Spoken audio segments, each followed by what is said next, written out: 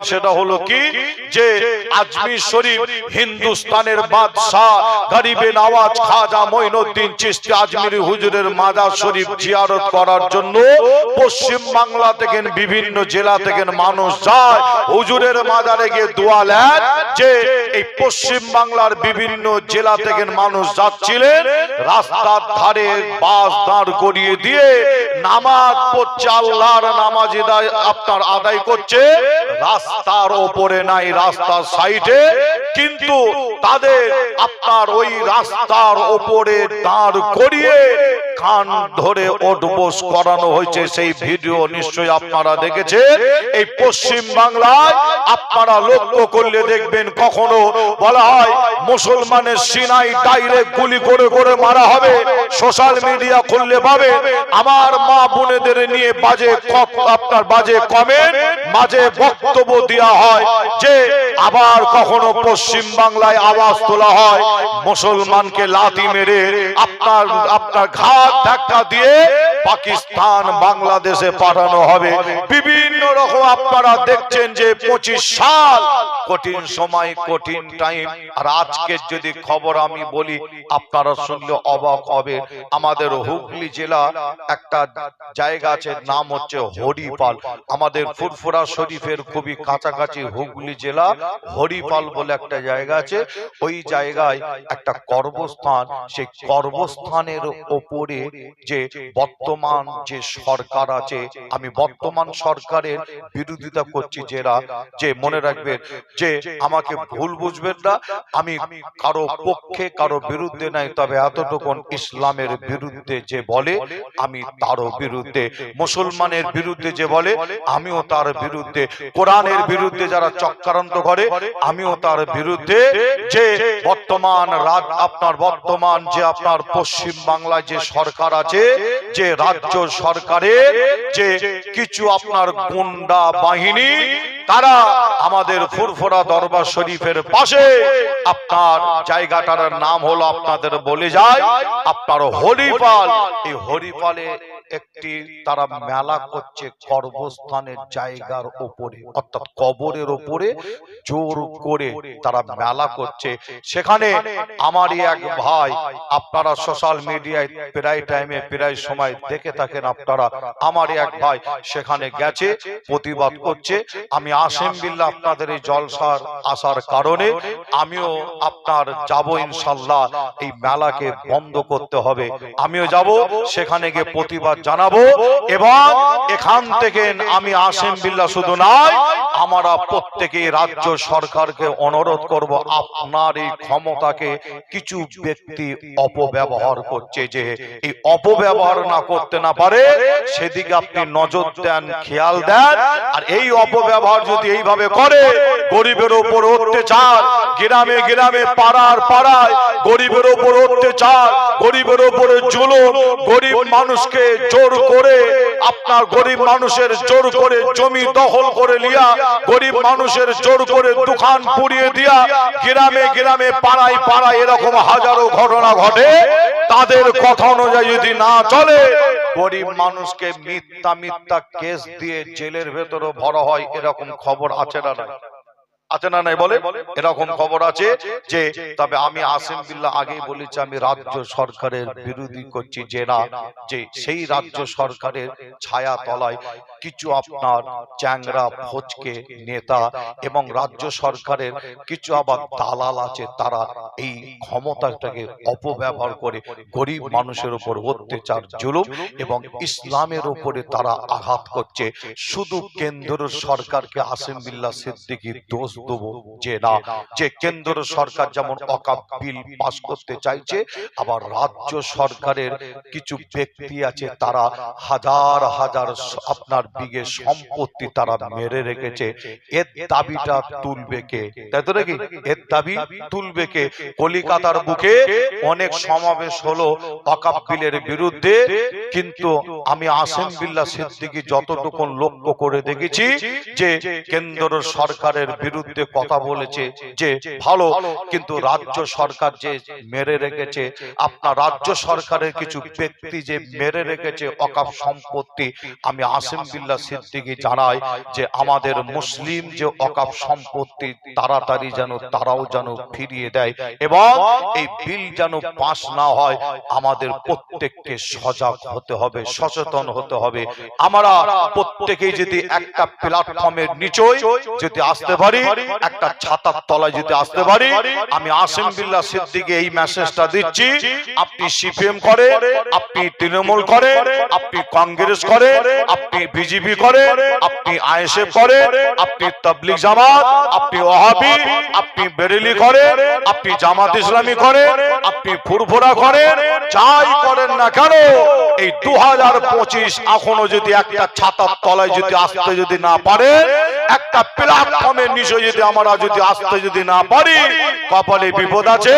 আর এক ছাতার তলায় যদি আমরা যদি আসতে যদি পারি, আপনার মাসলা আপনার কাছে, আমার মাসলা আমার কাছে, আমি আমার আকীদায় আমি মজবুত আছি, আপনি আপনার আকীদায় মজবুত থাকে, যখন ইসলামের উপরে, কোরআনের উপরে, দ্বীনের উপরে, মুসলমানের উপরে যখন আঘাত আসবে, একটা প্ল্যাটফর্মের নিচে যদি আমরা এসে দাঁড়াতে পারি, আমার মনের বিশ্বাস কি জানেন, মসজিদ দখল করা তো দূরের কথা, মসজিদের একটা ইট পর্যন্ত খোলার ক্ষমতা কারো হবে না। একবার জোরে বলুন, আর একটু জোরে হবে না?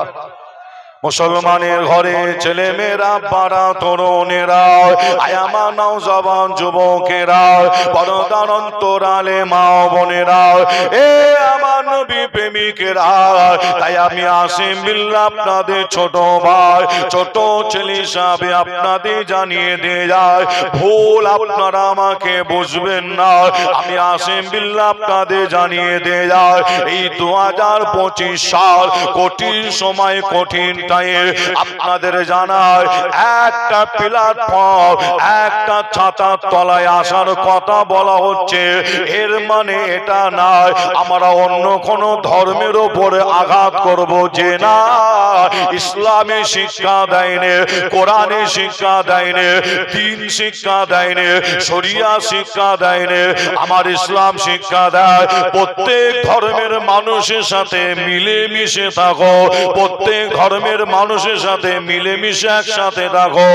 এ যুবকেরা, যদি আপনার ঘরের পাশে আর একটা অন্য ধর্মের ঘরের ব্যক্তির বাড়ি আছে, ওই ব্যক্তির বাড়িতে যদি কেউ অসুস্থ হয়, রাতের বেলায় হঠাৎ করে আওয়াজ আসে, আপনি যদি মুসলমান হিসাবে ওই অন্য ধর্মের বাড়িতে গিয়ে ওই ব্যক্তিটাকে যদি আপনি সাহায্য করেন, ওই ব্যক্তিটাকে যদি আপনি হসপিটালে যদি পাঠাতে পারে, মনে রাখবে ইসলাম জানায় এটা আপনি একটা ভালো কাজ, একটা ভালো কাজ, নেকির কাজ আপনি করলে।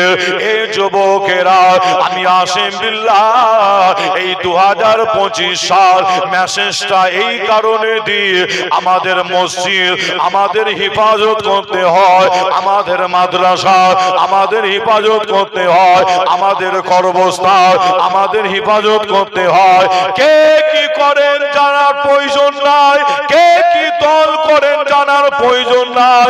ইসলাম যখন, সেখানে আমরা প্রত্যেকেই একটা প্ল্যাটফর্ম। এই যুবকেরা, আমার নবী প্রেমিকেরা, তাই আপনাদের ছোট ভাই ছেলে হিসাবে আপনাদের জানিয়ে দিয়ে যায়, আপনাদের আল্লাহর ওলি গরিবে নওয়াজ খাজা মঈনুদ্দিন চিশতি আজমিরি হুজুরের কথা মনে পড়ে যায়, একটু বলে দিয়ে যায়। এ যুবকেরা, যিনাকে বলা হয় হিন্দুস্তানের বাদশাহ, যিনার দরবারে একটা নাই দুটো নাই, আজ পর্যন্ত ভারতের জমিনে যত প্রধানমন্ত্রী হয়েছে, খাজা হুজুরের দরবারে প্রত্যেককে দৌড়তে হয়েছে, প্রত্যেককে দোয়া নিতে যেতে হয়েছে। আজ বলা হয় খাজা হুজুরের মাজার খুললে নাকি, খাজা হুজুরের মাজার নাকি খুললে ওখানে নাকি অন্য কিছু জিনিস পাওয়া যাবে, খাজা হুজুরের মাজার ভেঙে দেওয়া হবে, এরকম একটা প্ল্যান চক্রান্ত চালানো হয়। এ যুবকের জীবনী খুললে দেখতে পাবে এমন একজন আল্লাহর ওলি এই ভারতের জমিনে শুয়ে আছে আজমির শরীফ রাজস্থানের বুকে, জিনার হাতে হাত দিয়ে একটা নাই দুটো নাই 90 লক্ষ কাফের খাজা হুজুরের হাতে হাত দিয়ে ইমানের কলমা পড়ে মুসলমান হয়ে গিয়েছিল।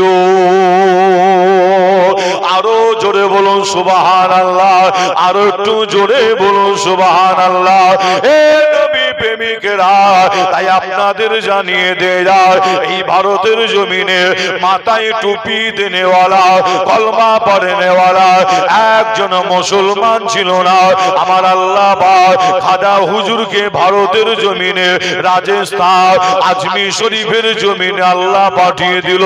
খাজা হুজুর রাজস্থান আজমির শরীফের জমিনে গিয়ে দেখে রাজস্থানের মানুষ, আজমির শরীফের মানুষ গুনার কাজে লিপ্ত, অন্যায় কাজে লিপ্ত, গরিবের উপরে অত্যাচার, গরিবের উপরে জুলুম, মহিলাদের উপরে অত্যাচার, গুনার মধ্যে ডুবে আছে, গুনার মধ্যে ডুবে আছে। খাজা হুজুরের সময় ওই সমস্ত মানুষগুলোকে আপনার গুনাহ থেকে ভালো কাজে আনার জন্য, অন্যায় থেকে ভালো কাজে আনার জন্য ওই রাজস্থান আজমির শরীফের জমিনে খাজা হুজুর কলমা দাও ইসলামের দাওয়াতটা দিয়েছিল। এ যুবকেরা, খাজা হুজুর যখন কলমা দাও ইসলামের দাওয়াত যখন আজমির শরীফ রাজস্থানের বুকে দিয়েছিল, ওই সময় কিছু মানুষের মনে রাগ হয়েছিল এই মুসলমানটাকে ভারতের জমিনে থাকতে দেওয়া হবে না, এই মুসলমানটাকে ভারত থেকে তাড়িয়ে দিতে হবে। আল্লাহর ওলি খাজা হুজুরকে ভারত থেকে তাড়ানোর প্ল্যান করেছিল। এ যুবকেরা, খাজা হুজুরের জীবনী খুললে দেখতে পাবে আল্লাহর ওলিকে তাড়াতে পারে না। খাজা হুজুরের জীবনী খুললে পাবে ওই সময় রাজস্থান আজমির শরীফের জমিনে কিছু মাস্তান তৈরি হয়েছিল, আল্লাহর ওলিকে জানে মারার প্ল্যান করেছিল। এ নবী প্রেমিকেরা, আল্লাহর ওলি ওই সময় একা একদিকে এই ভারতের জমি রাজস্থান আজমির শরীফের জমিনে মাস্তান তৈরি হলো, আল্লাহর ওলিকে বাঁচিয়ে রাখা হবে না, জানে মেরে দেওয়া হবে। খাজা হুজুরের জীবনী সাক্ষী দেয় আল্লাহর ওলি ওই সময় একা একদিকে, সারা ভারতের মানুষ আর একদিকে। আল্লাহর ওলি একটা পশম পর্যন্ত হিলানোর ক্ষমতা কারো হয়নি। জোরে হবে না সুবহানাল্লাহ।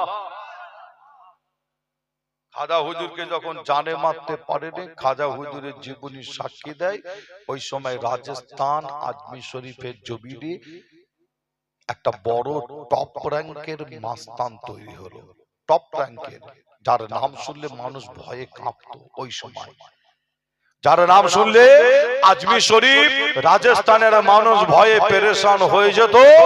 যে আপনাদের এই থানাটার নাম হলো দেগঙ্গা, তাই তো নাকি? মাস্তান আছে কি নাকি? আগে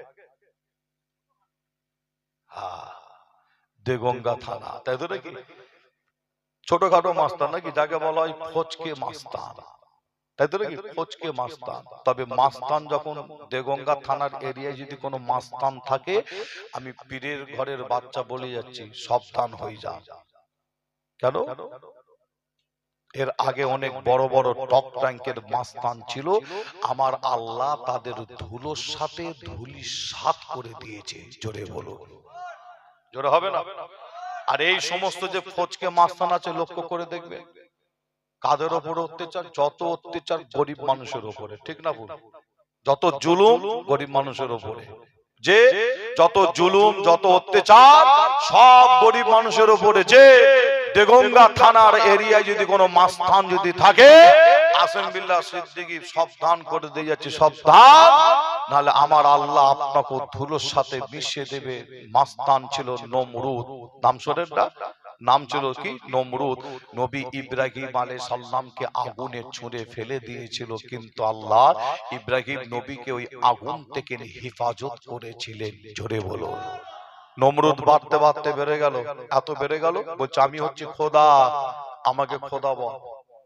আমি হচ্ছি খোদা, আমাকে খোদা বল। খোদা যদি কেউ না বলে, নমরুদের একটা বাহিনী ছিল, বাহিনী পর্যন্ত নাকি বাহিনী বোঝেন না? দেখবেন আজকাল কিছু মানুষ আছে বলে গরিবের কাজ করি, সমাজের কাজ করি, অথচ যখন রাস্তায় যখন বার হয় না, বাহিনী ছাড়া কিন্তু বার হয় না। আছে না নাই? কি বলে ওরা? কি বলে? কিছু ব্যক্তি কিছু মানুষ আছে বলে গরিবের কাজ করি, গরিবের পাশে আছি, যে সমাজের কাজ করি, অথচ তারা যখন রাস্তায় বার হয়, বাহিনী ছাড়া বার হয় না। কেন বার হয় না? এত এত গরিবের উপকার করেছে, ফাঁকা বার হলেই বিপদ। কি কথা বোঝাচ্ছে? ফাঁকা বার হলেই কিন্তু বিপদ। এত গরিবের উপকার করেছে তারা, যে আপনাদের বলে যাই যে একটা নমরুদের বিশাল বাহিনী ছিল। খোদা যদি না বলে, তাকে বন্দী করে তুলে নিয়ে যাওয়া হতো। খোদা বলতেই হবে, খোদা বলতেই হবে। যে নমরুদ বাড়তে বাড়তে যখন বেড়ে গেল, আমার আল্লাহ বলছে দাঁড়া, তুই খুব বার বেড়েছিস। আমার আল্লাহ করলো কি জানে, একটা মশাকে পাঠাচ্ছে নমরুদের সাথে মোকাবেলা করার জন্য। কাকে পাঠাচ্ছে? মশাকে নাকি? আচ্ছা, মশাটা সুস্থ না ভালো ছিল? কিতাবের মধ্যে পাওয়া যাচ্ছে তার আবার একটা পা ছিল খোঁড়া। আল্লাহ ভালো। আচ্ছা, আমার আল্লাহ যদি মনে করতেন নমরুদের সাথে মোকাবেলা করার জন্য বড় বড় পালোয়ানকে পাঠাতে পারতো তো নাকি? কিন্তু আল্লাহ পালোয়ানকে পাঠাইলে শিক্ষা দেওয়ার জন্য। তোরা শিক্ষা লে কি? একটা মশা, তাও আবার তার একটা পা খোঁড়া। খোঁড়া মশাটা সোজা এসে করেছে কি, আল্লাহ পাঠিয়েছে, এসে সোজা এসে নাকের মধ্যে ঢুকে যায়। নমরুদে ঢুকে গিয়ে নমরুদের বেরেন্টে গিয়ে মোকাবেলা করছে। মোকাবেলা মানে মাঝে মধ্যে কামড়াচ্ছে। যখনই কামড়ায়, নমরুদ নিজের হাত তুলে নিজের মাথায় মারে। আর মারে কেন জানেন? হাদিস শরীফ সাক্ষী দেয়, মারলে কিন্তু আরাম হয়। মারলে কি হয়? আরাম হয়। আবার যখন কামড়ায়, ফের হাত তুলে নিজের মাথায় মারে, মারলে আরাম হয়। আবার কামড়ায়, আবার হাত তুলে মারে, কেন? মারলে আরাম হয়। এত মশাটা মোকাবেলা করেছিল, এত কামড়েছিল, আর নমরুদ নিজের হাত এত তুলে নিজের মাথায় মেরেছিল। এই হাত বেশি তোলার কারণে নমরুদের হাত আর ওঠে না, অর্থাৎ আল্লাহর হুকুম, হাত আর ওঠে না, হাত নিচই। নমরুদ ওই সময় তার চালা বাহিনীদের বলছে, আমি যখন বলবো তোরা তখন আমার মাথায় মেরে একটু উপকার করবি। কাদের বলছে? সেই চালা বাহিনীদের বলছে। যে যখনই মশা আবার গিয়ে কামড়ায়, নমরুদ বলছে মার। চালারা মারছে নমরুদের মাথায় কি দিয়ে? জুতোটা কি? খড়ম। খড়মের জুতো দিয়ে মারে। হাদিস শরীফ সাক্ষী দেয়, মশা এত কামড়া কেমড়েছিল, নমরুদের মাথায় চালারা জুতোর ঘা এত দিয়েছিল, এই জুতোর ঘা দিতে দিতে নমরুদকে জুতোর বাড়ি মেরে মেরে ফেলেছিল। যে কিন্তু আপনাদের বলে যাই, মশাটা কিন্তু মরেনি। নমরুদ মরে গেছিল। আর নমরুদ মরার আগে খোঁড়া মশা নমরুদের নাকের ভেতর থেকে বার হয়ে দৌড়াচ্ছে। খোঁড়া মশা বেঁচে গেছিল, নমরুদ শেষ। কিন্তু আমি আপনাদের কাছে জানতে চাই, আপনারা বলেন, আপনাদের এই দেগঙ্গা থানার এরিয়ায় যে মাস্তান, কিছু ফচকে মাস্তান থাকলে থাকতে পারে, কিন্তু আপনাদের কাছে জানতে চাই, দেগঙ্গা থানার এরিয়ায় মশা আছে না নাই? মশা আছে? মশা এই মশা নাই? মশা তো আছে। তাহলে ভয় খাওয়ার কোনো কারণ নেই। যে দেগঙ্গা থানার এরিয়ায় যদি কিছু ফচকে, যদি মাস্তান যদি থাকে, আমি আসেম বিল্লাহ সিদ্দিকী বলি যে আল্লাহর উপরে ভরসা রাখে, যে ভয় খাওয়ার কোনো কারণ নাই। আমার আল্লাহ আপনাদের এই দেগঙ্গা থানার এরিয়ায় যে মশা আছে, বর্তমান যে মশা আছে, এই মশাকে যদি অর্ডার করে, এই মশাও কিন্তু মোকাবেলা করার জন্য তৈরি হবে। জোরে বলো। আর একটু জোরে হবে না? আরো জোরে হবে না? মাশাআল্লাহ, মারহাবা। খুশির খবর আল্লাহ কারে আপনাদের খেদমতে, অর্থাৎ আপনাদের গ্রামে পাড়ায় এসে হাজির হয়েছে আমার